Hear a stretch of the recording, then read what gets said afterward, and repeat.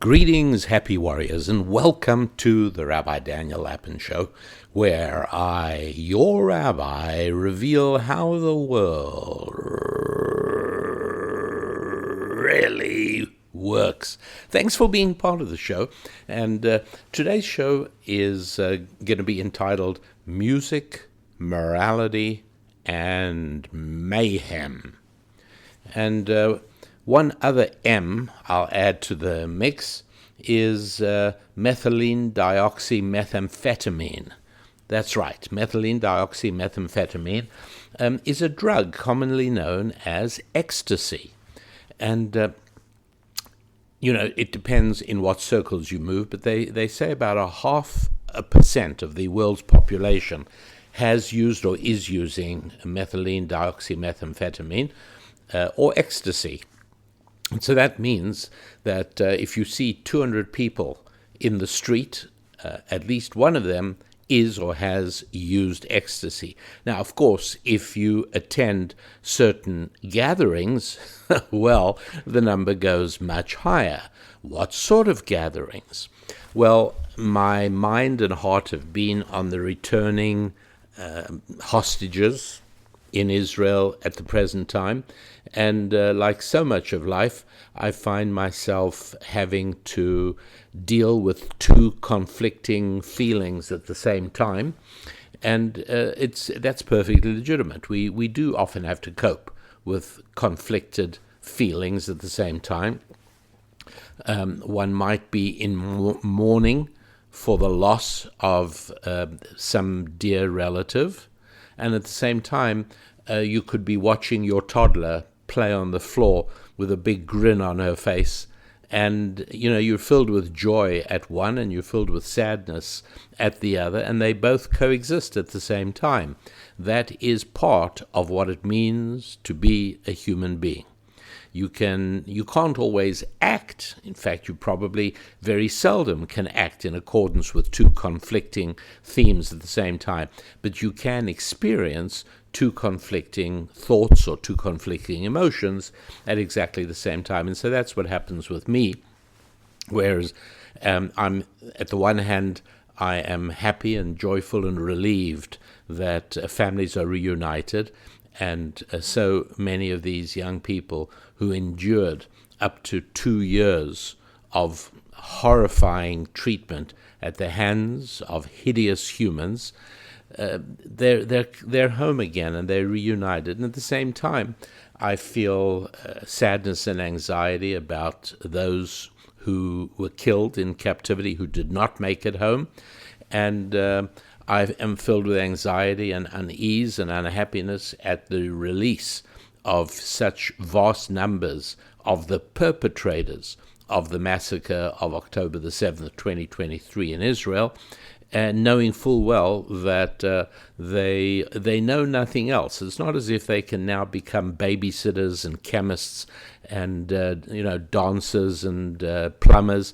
No, they are who they are, and that's what they know, and that's what they do. And so there's absolutely no reason to believe anything optimistic. In fact, it's naive to think that they will do anything else other than what they've always done. And so there I am, coping with happiness and sadness at exactly the same time. And these returning hostages, you will remember, were captured at a music festival, a particular kind of music festival known as a rave, R-A-V-E.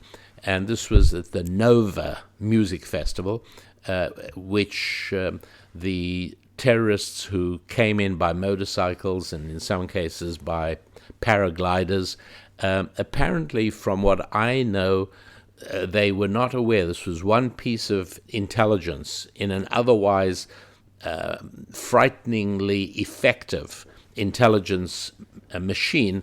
Apparently they didn't know about this festival, and they saw it and they decided to drop in easy pickings, right? There were girls to rape, and there were guys to kill, and both to capture and take back.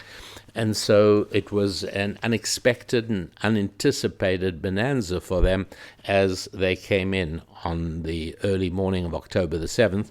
And one of the things about a rave music festival is that it doesn't last for 2 or 3 hours. It very often goes on for 24 hours.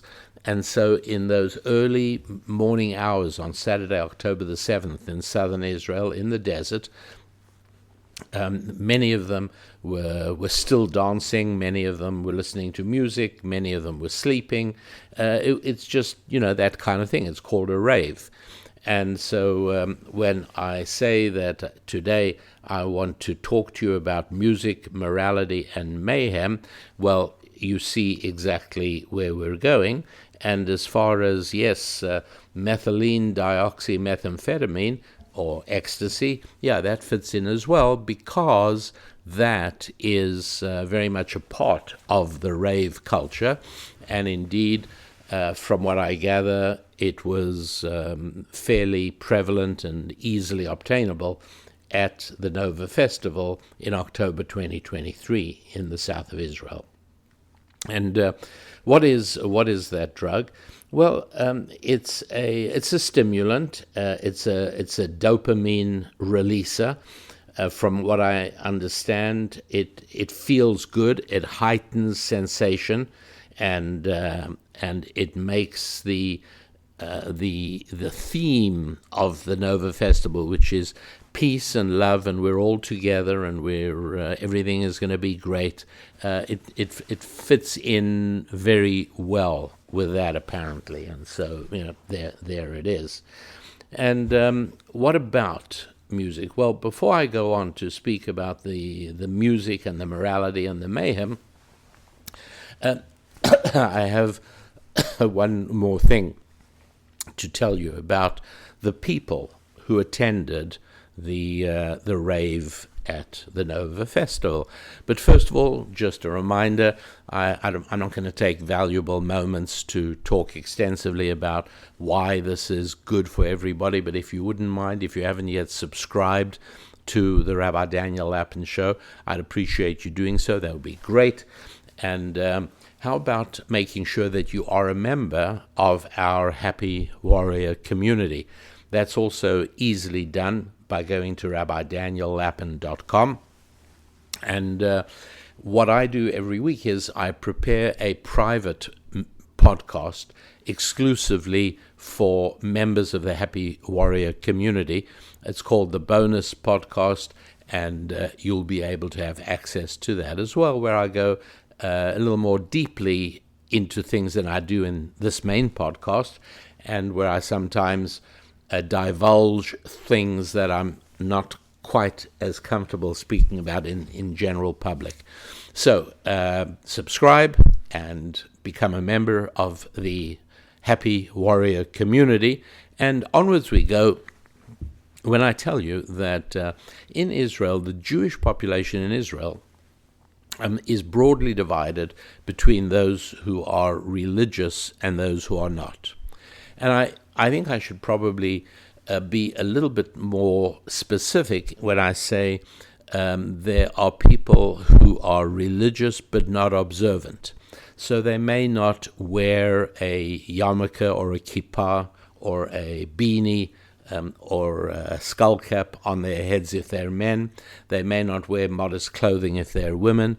Those are areas of observance. They may travel on the Sabbath. They may have a dance festival on the Sabbath. There is a difference between religious and observant. And so you do have in Israel, in a way that you don't have, shall we say, in France or England or America or South Africa or places where there are thriving Jewish populations. Generally speaking, if people are not religious, then they're not religious and they're not observant. If they're not religious and not observant, men do not cover their heads, they do not refrain from working on Saturday, on the Shabbat, women do not dress modestly. That's pretty much how it is around the world. If you see people who do, then they are going to be religious. If people are not dressed or behaving in certain ways, then they're not religious, and that's all there is. Israel's a little more complicated because you have people who are religious but not observant. In other words, they have a real connection to God, but you may not see it when you notice them, because people tend to think that the only religious Jews in Israel are those who are of Hasidic visibility or identification, and to be sure, there's a very large population of religious and observant Jews in Israel. And you will see the women are wearing dresses, the men are wearing hats or skull caps or kippahs or yarmulkes, and they certainly are. They are religious and observant. But there are also people who are religious but not observant. So they feel estranged from the general larger population of religious Israelis, and so they may not. I mean, the women will dress as they do. The men will probably not be covering their heads. When it comes to the observance of the Shabbat, will they ride cars on Shabbat? Possibly yes, but nonetheless, they've got some kind of genuine connection with God. You will notice people. You will find, I remember seeing a waiter in a restaurant I was enjoying a hamburger in the north of Israel, and the waiter absolutely did not strike me as, in America, I would have said he belonged to a not particularly discriminating motorcycle gang. That's kind of what he looked like. Perfectly pleasant, perfectly friendly. But as far as faith is concerned, in America, I would never have said, religious guy. In Israel, a little bit different. I noticed that every single time he walked in and out of the kitchen door, as you know, doors in Jewish establishments have on the doorpost, on the right-hand side going into the room, about 2/3 of the way up from the floor, will be a slanted little box containing verses from the Torah, and this little box is called a mezuzah. And many times, many Jews walking in and out of doors will touch their hands to the mezuzah and then kiss their fingers, as it were, or the other way around, kiss their fingers and then touch the mezuzah. And I noticed this waiter, who in America would have been the leader of a rather noxious motorcycle gang, and I don't think all motorcycle gang members are noxious, by the way. There are many, many, many instances where I'd rather have some of those guys around me than some university professors around me. But I'm just trying to jocularly make the point that he certainly did not look in any way like a conventional observant Jew. But never once did he walk in and out of the kitchen, and waiters do that an awful lot, right, without kissing the mezuzah. So I identified him immediately as non-observant but clearly religious. So on some level, in some way, he has a God, and the God is real to him. I don't mean a God, I mean the God. So there you got it. And one of the things that we became aware of, my wife and myself, was that a very large number of the young people at the Nova Rave in Israel in October 2023 came from conventional, observant Jewish homes. And so, I can tell if somebody's observant by how he dresses and how he behaves. I can't tell if somebody's religious. You never know. That's between him and God. That's on the inside, and one simply can't tell. But it was very intriguing to us to discover how many people were at the Nova Rave who came from conventional, observant religious families in Israel. And so, thinking about that a little bit more, I had some insights that I thought might be useful and perhaps even valuable to you. And in order to glance at them, what we need to do is go back to 1969, many, many, many years ago. Many of you weren't born yet. And in 1969, there was a music festival at Woodstock in upstate New York. And in that same year, there was also a music festival at Altamont in Northern California.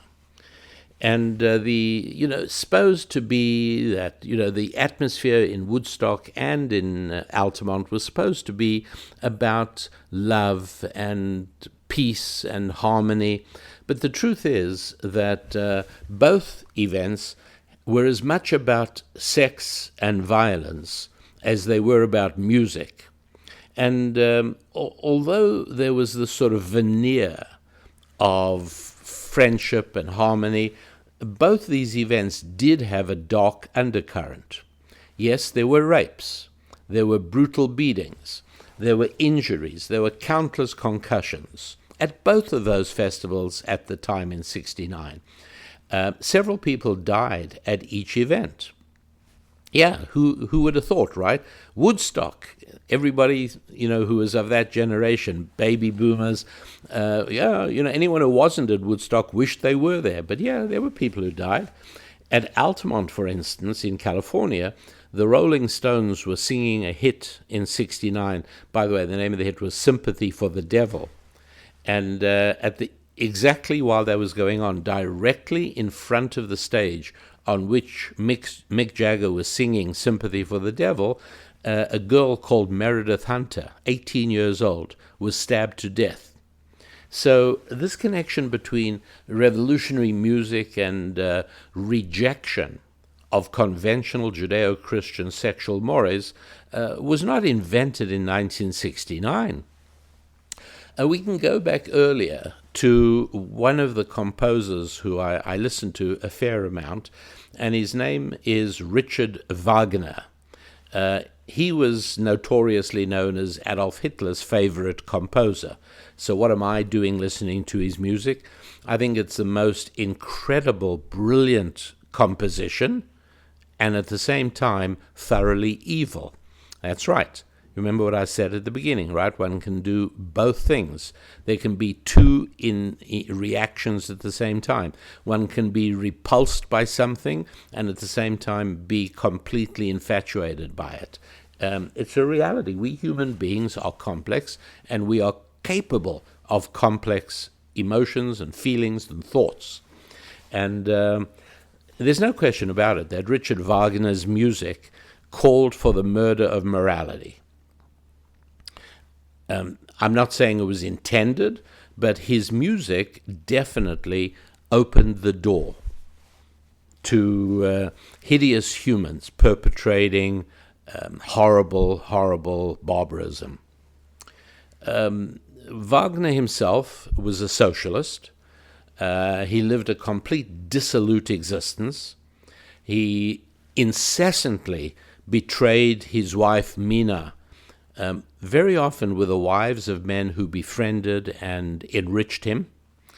And his music, as I said to you, it's brilliant and evil. And it does celebrate and promote and advocate, and above all celebrate, sexual concupiscence, unrestricted and unrestrained sexual indulgence, and also violence. And so there is a quality to music, and let me be clear, it is not a quality you will find, shall we say, in Beethoven's Seventh Symphony, or his Fifth Symphony, or his Ninth Symphony. You're not going to find it in the music of Johann Sebastian Bach, but you will find it in the music of Richard Wagner, and you will find it in the music that plays at rave celebrations, at rave concerts. Our two most powerful bodily appetites are what I call the craving for carnality and the frenzy for food. I mean, just playing around with alliterations there, obviously, but sex and food, yeah.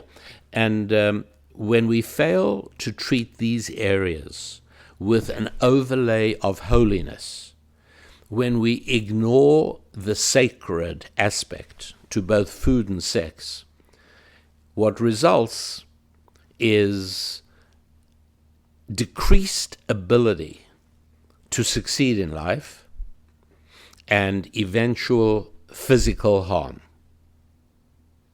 So that's an important thing to understand. And between the drug I described earlier, methylene dioxymethamphetamine or ecstasy, that along with the music and the atmosphere of the rave fills, I do believe, a vacant, hollow, spiritual, empty place in these young people. And so they were fully aware, many of them who came from religious households, families, many of them obviously aware of what a sacred and holy overlay to the physicality of life brings, and somehow or another it didn't speak to them. And so they abandoned observance, but they did not abandon religion. And it was their religion that found expression in the music and drama of the rave experience. So I think there's value in recognizing for each and every one of us, as well as to realize in people in our orbit, friends, family, work associates, that music can very often be a substitute for somebody feeling a strong, unrecognized, maybe subconscious, spiritual yearning for God, for connection to the infinite and the ultimate, and yet cannot quite make that jump for various reasons. There are a number of things that suppress and inhibit the yearning for spiritual connection. And music, which is, when you think about it, obviously a spiritual phenomenon, much more than a physical. Yes, physically speaking, there are vibrating air molecules which impact your eardrum and cause your eardrum to vibrate. But then something magic happens. Between your ears, something happens, converting almost arbitrary vibrations into something that impacts the soul. It's something we call music. And it is the unpredictability, in a sense. In other words, there is no instrument. And I'd be interested to find out if artificial intelligence claims to be able to do this. Maybe some of you have more information on this and can help me understand it. But my question is, could artificial intelligence listen, quote, quote, could AI listen to music and tell me whether that music is happy music or sad music? Is it somber and solemn, or is it upbeat and cheery? Is it possible for artificial intelligence to do that? Gosh, I'd really like to know the answer to that question, and we need to look more deeply into it. But is music camouflaging a deeper search for God and meaning? For many of us, I think that might be the case, and it's something we'll look at a little bit more deeply in the future. At any rate, as far as today is concerned, this is as far as we're going to go. If you're a member of the Happy Warrior community, you will find that I'll be delving a little more deeply into that in the bonus broadcast.